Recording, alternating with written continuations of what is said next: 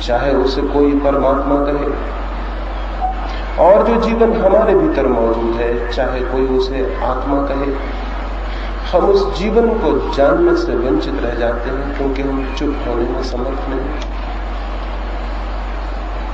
जानने के लिए चाहिए साइलेंट माइंड, जानने के लिए चाहिए मौन, जानने के लिए चाहिए एक ऐसा मन जो बिल्कुल चुप हो सके। लेकिन हम बोलते हैं, जागते हैं तब भी और सोते हैं तब भी, किसी से बात करते हैं तब भी और नहीं बात करते हैं तब भी हमारे भीतर बोलना चल रहा है। ये जो चैटरिंग है, ये जो निरंतर बोलना है, ये जो निरंतर शब्द ही शब्द है,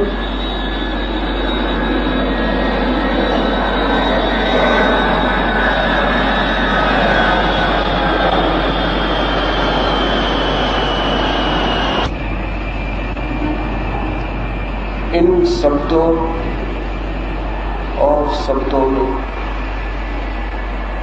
हमारा मन उस सामर्थ्य को खो देता है, उस शक्ति को खो देता है,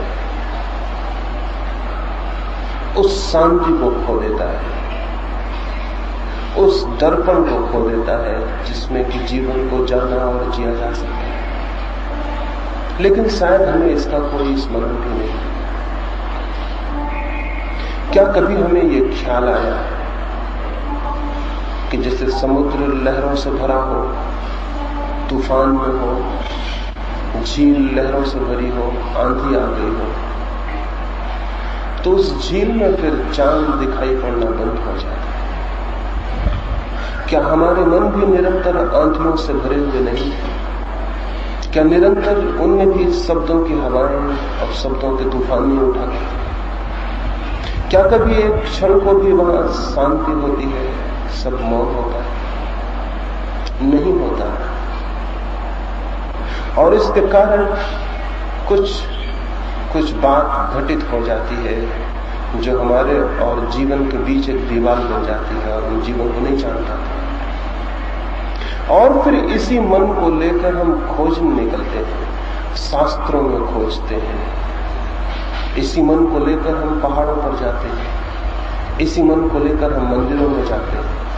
लेकिन मन हमारा यही है जो शब्दों से भरा हुआ है। और कभी हमें ये ख्याल भी पैदा नहीं होता कि ये मन जो इतना ज्यादा भरा हुआ है, इतना ज्यादा व्यस्त, इतना ऑक्युपाइड है, इतना शब्दों से दबा है, इतने शोरगुल से भरा है, ये क्या जानने में समर्थ हो सकता है? जानने के लिए इसके भीतर अवकाश कहां, स्पेस कहां, जगह कहां, स्थान कहां जहां कोई नया सत्य प्रवेश कर सके, कोई नई बात सुनी जा सके, कोई नया तथ्य देखा जा सके? जगह कहां है? मन खाली कहां? मन है भरा हुआ। उस फकीर ने यही उन लोगों से पूछा था और उनमें से एक भी व्यक्ति इस बात की गवाही न दे सका कि वो चुप होने में समर्थ है, मौन रह जाने में समर्थ है।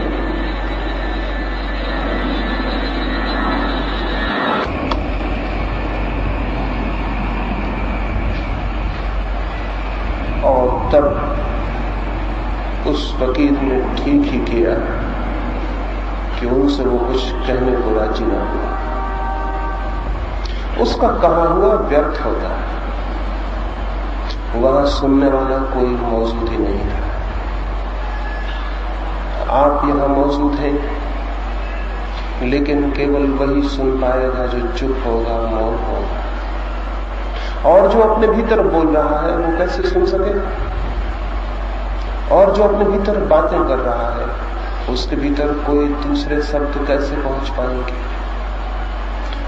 इस साइलेंस एक शांति चौथा उत्तर है, वो कैसे हमारे भीतर पैदा हो सकता है, उसकी मैं आज आपसे बात करूंगा। इसके पहले कि मैं इस संबंध में कुछ कहूं कि हमारे भीतर मौन कैसे पैदा हो सकता है, जो कि सत्य को जानने का द्वार है और मार्ग है, ये जान लेना जरूरी होगा कि हमारे भीतर इतने शब्द कैसे इकट्ठे हो गए।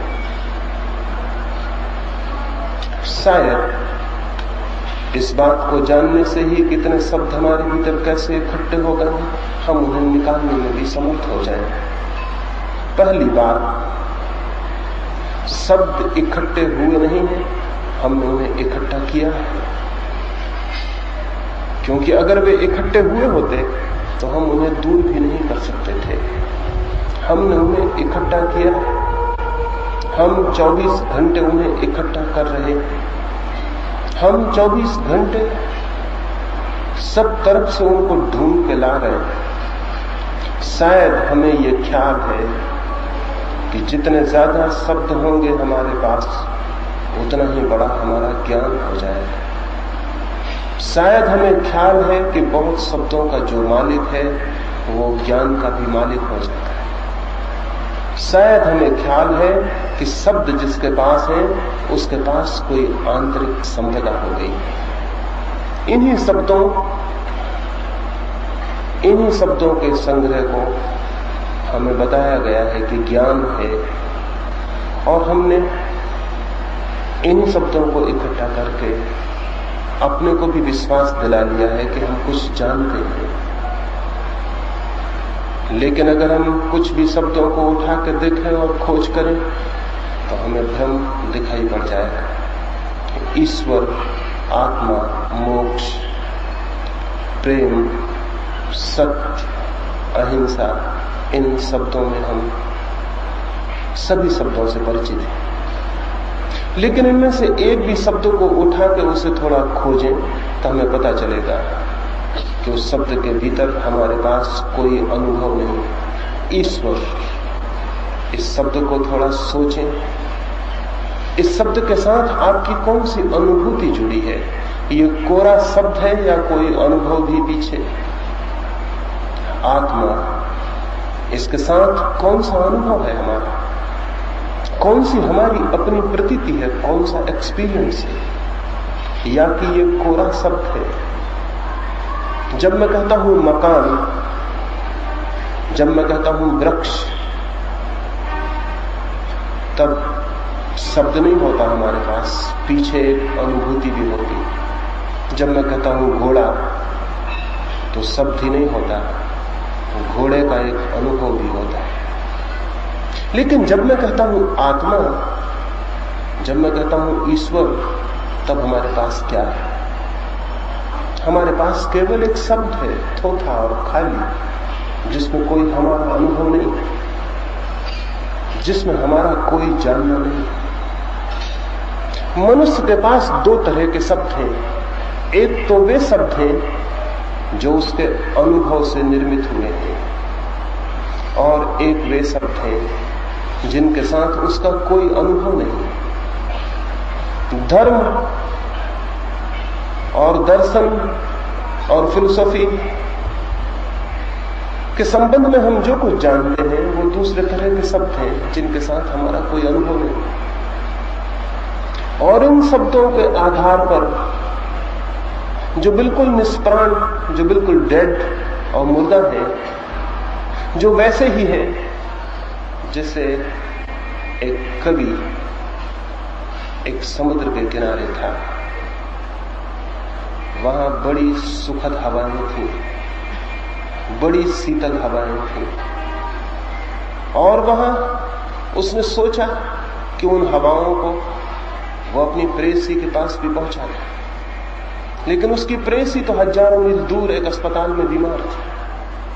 तो उसने एक बहुत सुंदर संदूक में उस समुद्र की हवाओं को बंद किया और उस संदूक को अपनी प्रेयसी के पास पहुंचा दिया, और एक पत्र लिखा कि समुद्र के किनारे इतनी सुंदर हवाएं हैं, इतनी शीतल, इतनी आनंददायी कि मेरा मन होता है कि उन्हें तुम्हें मैं भेंट भेजूं। तो इस छोटी सी पेटी में थोड़ी सी हवाएं बंद करके भेज रहा हूं, तुम उन हवाओं को पाके प्रसन्न हो जाओ। लिखना मुझे हवाएं तुम्हें कैसी लगी। वो पेटी पहुंची, उसकी प्रेयसी ने वो पत्र पढ़ा और उस पेटी को खोला, लेकिन उसके भीतर तो कुछ भी नहीं था। समुद्र की हवाओं को पेटियों में नहीं भरा जा सकता है। समुद्र की हवाओं को जानना हो तो उन्हें अपने घर तक लाने का कोई उपाय नहीं है, खुद हमें ही समुद्र के किनारे जाना पड़ेगा। ये नहीं हो सकता है कि मेरा कोई मित्र पेटियों में भर के उन्हें मेरे पास भेज दे। हाँ, ये हो सकता है कि मैं खुद समुद्र के किनारे जाऊं और जानूं। ताजी हवाओं को पेटियों में भरते से ही वो मुर्दा हो जाएंगी, उनकी सारी ताजगी चली जाएगी। उसके पास पेटी तो पहुंची लेकिन हवाएं नहीं पहुंची। उसने बहुत खोजा उस पेटी में लेकिन वहां कोई हवाएं नहीं। हमारे पास भी शब्द पहुंच जाते हैं, अनुभूतियां नहीं पहुंचती। सत्य के किनारे पर जो अनुभव किया जाता है उसे सत्य के किनारे पर ही जाकर अनुभव किया जा सकता है।